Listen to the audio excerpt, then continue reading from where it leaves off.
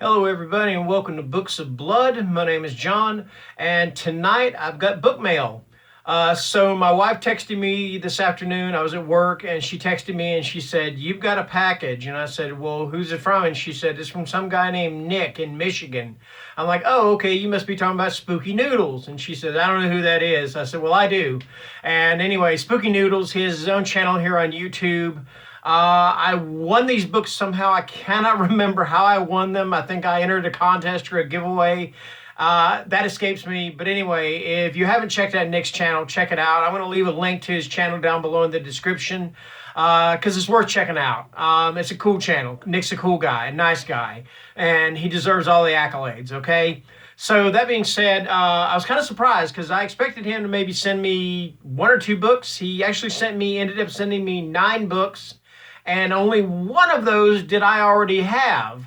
So I'm gonna just I've already opened the box and everything, so I'm just gonna in the exact order that I pulled them out of the box is how I'm going to show them to you. So that being said, let's go ahead and get underway. First up, we've got The Nature of Balance by Tim Leben. And Leben, of course, is also the director, the author of The Silence, which was a Netflix movie, kind of along the same lines as Bird Box. This was published by Leisure. All right. One morning, the world does not wake up. People lie dead in their beds, killed by their own nightmares. They're lucky. For the few remaining survivors, the new world is a confusing, terrifying place. Things are different now. The balance of nature has shifted. Mankind is no longer the dominant species. It is an intruder, something to be removed, destroyed by an earth bent on vengeance. Blaine is a man on his own in this world gone mad. He has no distant memories, only the vague certainty that something momentous has happened in his past. Faye is enigmatic, dangerous, a dark witch and a player of gruesome games. What roles will they play in nature's new era? And will they be able to survive long enough to find out? Will anyone survive? And that is The Nature of Balance. That is the one that I did already have. So naturally, anybody, when you go looking through books that somebody sent you and the first one you get is one you already had, you're kind of like, oh no, I hope that you don't get any. But the rest of them, I don't have them. So that's cool. All right. So let's go here. What do we got next? We got also from Leisure. Leisure, of course, put out a bunch of books, Leisure, Tor, Zebra, awesome stuff. And this is by Leona C. Ross, and this is Resurrexit. Okay. I don't think there's anything special about the cover on this one. No, there's not. And let's see, when was this published? Let's look at this. See, this was published in 1986. All right, so The Old Maid. Nobody in the little town of Newtown, Maine paid much attention to the elderly spinster calling herself Florence Willoughby. Apparently lonely, somewhat eccentric, she held herself aloof from the rest of the townspeople. No one knew the story of her past, of the passion that had consumed her in her youth, of the jealousy that had driven her to madness and to murder, or of the unholy rituals she was secretly preparing with one end in view, to resurrect the man she had loved and lost. No one had an inkling of the hideous sacrifices she was about to make on the altar of her obsession. Nobody knew a thing about Florence Willoughby, and nobody cared, and by the time the truth was revealed, it would be too late. And that is Resurrexit. And it's got a shiny cover, so it's kind of hard to see the title of it right there. All right. I had this one as a hardcover book years ago. I have no idea what happened to it, but Nick has sent it to me as a paperback, and I'm really happy about that. I'm talking about Primeval. And this is edited by Douglas E. Winter. And this has got stories by Stephen King, Clive Barker, Peter Straub, Whitley Strieber, David Morrell, Ramsey Campbell, Thomas Tessier, M. John Harrison, Jack Cady, Charles L. Grant, Paul Hazel, Dennis Etchison, and Thomas Ligotti. I mean, it's got, man, you're talking about some heavy hitters for horror, man. This was published back in when? Who we got here? 1988. And let's see, some of the stories in this. So these are kind of divided by like little chapter things. In the Court of the Crimson King, we have The Night Flyer by Stephen King. Let's see. I'm not going to name all these. In the Turn to Earth, we have Food by Thomas Tessier. Secrets, we have The Juniper Tree by Peter Straub. Spinning Tales, we've got Alice's Last Adventure by Thomas Ligotti. By Reason of Darkness, we have The Pool by Whitley Strieber. Like I said, that's just to name a few of the stories in here. It looks like there's about 22 stories, give or take. All right, it's Primeval. All right, next up, another one. This is published by BMI, and this was published in 1990, and it's by Dana Reed. Oh, Dana Reed must be a pen name, okay, because it says 1990 by Edwina Berkman, so Dana Reed obviously has a pen name, and the name of the book is called Hellboard, and this is under the BMI logo. A Game of Death. Peggy Reardon was the most unpopular girl in school. Her classmates taunted her about her looks, her weight, and her clumsy behavior. But Peggy had a talent hidden under her unattractive exterior. She could communicate with forces from beyond. Aided by a Ouija board, Peggy found she could open up a whole new world for herself. I'm talking too fast. Got to slow down there. Down. All right. The spirits didn't care if she was fat or ugly. They seemed so nice, so friendly at first. But the more she delved into the unknown, the more harrowing the results, and soon people began to die, victims of Peggy's newfound power and in the incarnate evil of the Hellboard. Hellboard. Cha. Anyway, I'll stop that now. Anyway, all right. Okay, from Leisure, once again, Leisure Books, and this is under the Leisure Occult logo, or whatever you call it. Anyway, from 1984 by Catherine Meyer Griffith, we've got Evil Stalks the Night. That's a creepy cover. Got the woods, and they're just hanging over the road, this dark road and everything. Would you walk down this road? Would you? I would, with a flashlight. But anyway, all right. It kills, but it cannot die. It began as it will end, in the woods. The woods, where 20 years ago Sarah's brothers and sisters were horribly slaughtered. Only she and her brother escaped with their lives. The woods, where now it is beginning again. Once again, Sarah, her brother, and her young son Jeremy confront the power of evil and witness the aftermath of more dreadful deaths. The woods, where something inhuman has been waiting all these years for this very moment, waiting for them to return. Now it emerges with lustful vengeance to stalk them, trap them, to fulfill its hideous quest for blood. Evil stalks the night. Dun, dun, dun, dun. All right, next up, Zebra. From Zebra Fiction, we've got The Right. And this is by Gregory A. Douglas. When was this published? I wonder if this was the one that was,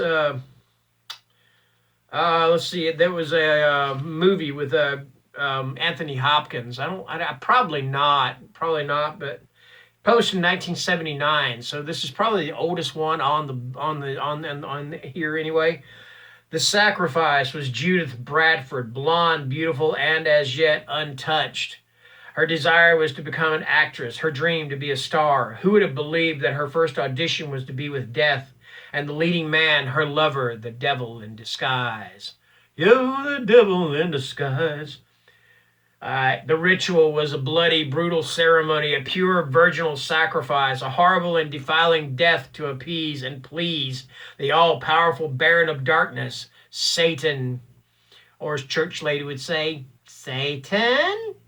There was no time for choice or escape. The moon was full, the hour was midnight, and the mass had to begin now, and that is The Right by Gregory Douglas. Gregory A. Douglas, just in case you're confused, in case there's another Gregory Douglas out there.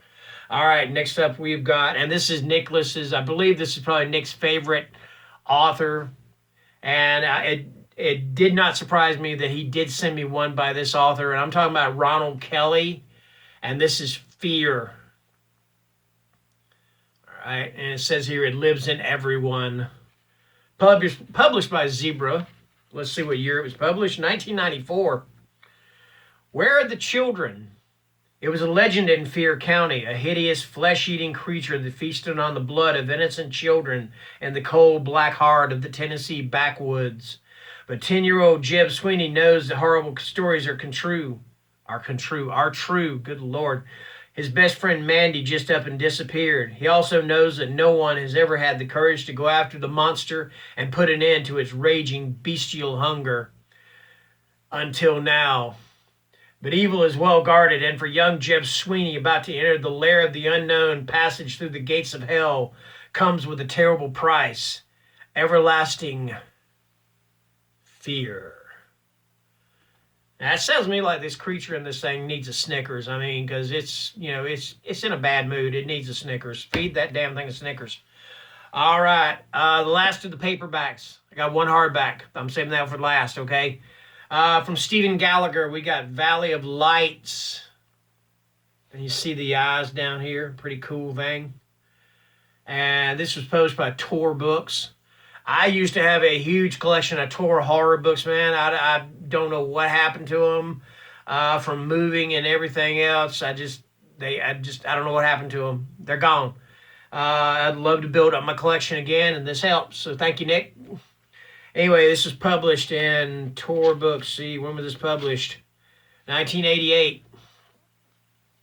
In Phoenix, the brain dead are rising from their hospital beds and walking, never to be seen again. In the playgrounds, children are found dead, horribly mutilated. Only Sergeant Alex Volchak of the Phoenix Police sees the connection, and the department won't listen to him. He takes off after the case on his own. He can't forget the man named Mercado, whom he had caught fleeing arrest. Mercado, who looked Alex in the eye, said, "Now you'll never know," and died.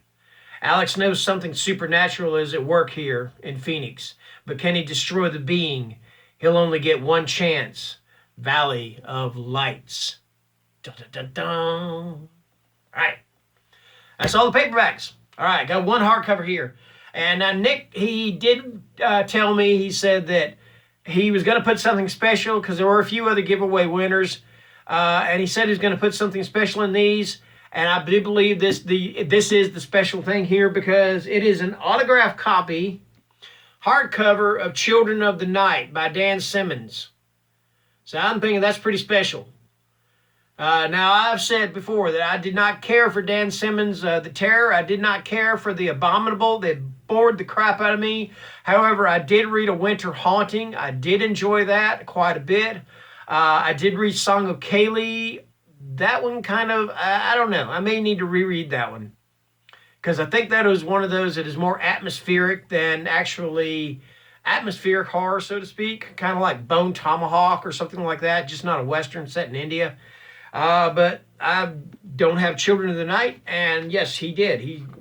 There's his Dan's signature right there. Dan Simmons. All right, so let's read this here. Kate Newman, a brilliant hematologist, is in I'm pronouncing this so wrong, Kosaku, Romania, to lend her expertise in the treatment of rare blood diseases. Her most baffling case is that of an abandoned 7-month-old boy who requires bi-weekly transfusions to survive.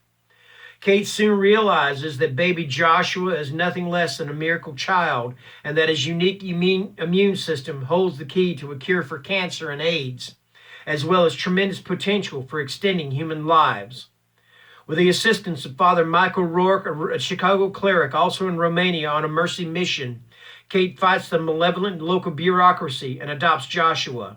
Mother and child return home to Colorado, where Kate hopes she can use her medical knowledge and the most advanced technology to reveal the mystery of her new son's amazing immune system and save him in the process. Just when the research promises an astounding breakthrough, terror reaches a cold hand from the dark forest of Transylvania to change Kate's life forever. Pursued by mysterious superhuman thugs, she and her friend, Father O'Rourke, embark on an incredible odyssey that will bring them face to face with the historical Vlad Dracula. That sounds pretty awesome. So that's it. That is Children of the Night. That is my book mail from Spooky Noodles. Like I said, I'm going to leave a link to his channel down below in the description. Thank you for watching. You got one more day for the work week, and then the weekend starts. The 4th is this Saturday, right? Saturday or Sunday? I don't know. Saturday. I think it's Saturday. I'm going to be working. I don't like fireworks anyway. They bug me. So I'm fine with that. But I will be working anyway, so it doesn't matter. And I'm sure I will hear them anyhow. But happy 4th of July if I don't tell you that already. If I don't get a chance to tell you, if I don't make another video before then, happy 4th and stay safe. Bye-bye. Good night.